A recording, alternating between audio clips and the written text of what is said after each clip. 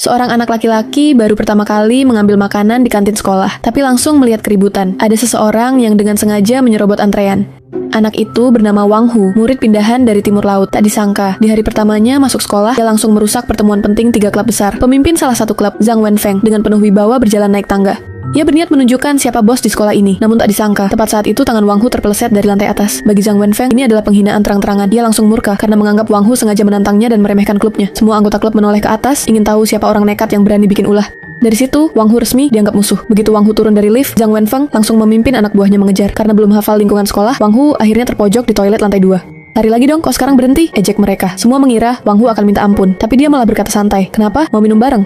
Saat suasana hampir berubah jadi perkelahian besar, tiba-tiba guru BK muncul dan membubarkan mereka. Meski lolos dari masalah hari itu, permusuhan antara Wang Hu dan Zhang Wenfeng resmi dimulai. Berbagai tingkah Wang Hu setelahnya makin membuat Zhang Wenfeng kesal. Bagaimanapun, ia merasa dirinya adalah pria terkuat di sekolah. Harga dirinya terancam. Jadi ia memutuskan untuk menantang Wang Hu secara terbuka dan membuktikan siapa penguasa sekolah sebenarnya. Aturannya sederhana. Siapa yang nilainya paling tinggi, dialah yang menulis surat tantangan. Mendengar itu, semua anak buahnya langsung menghindar. Tak satu pun mau terlibat. Zhang Wenfeng sampai kesal sendiri karena tak bisa mengandalkan siapapun. Akhirnya, ia meminta bantuan wali kelas. Guru itu mengira Zhang Wenfeng ingin berubah jadi rajin belajar, lalu dengan serius menuliskan surat tantangan dalam bahasa kuno, dan bahkan menyuruhnya membacanya 3 kali sehari. Begitu sampai di markas klub, Zhang Wenfeng langsung mengganti nama penanda tangan jadi Wang Hu. Dia yakin Wang Hu akan ketakutan. Sayangnya, rencana itu meleset total. Wang Hu ternyata juga murid yang lemah akademis. Surat tantangan penuh bahasa kuno itu sama sekali tidak ia pahami. Suatu hari, saat Wang Hu sedang berdiskusi dengan para siswi tentang hadiah ulang tahun ketua kelas, percakapan mereka terdengar oleh anak buah Zhang Wenfeng. Salah paham pun terjadi. Mereka mengira Wang Hu sedang membicarakan pisau untuk duel. Ketakutan, mereka segera melapor dan menyarankan tantangan dibatalkan. Namun Zhang Wenfeng menolak.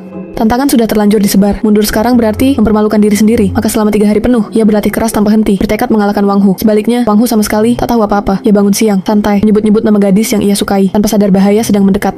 Hari duel pun tiba. Murid-murid berkumpul, bertaruh siapa yang akan menang. Duel ini bukan hanya soal harga diri klub judo, tapi juga masa depan Wang Hu sebagai murid pindahan.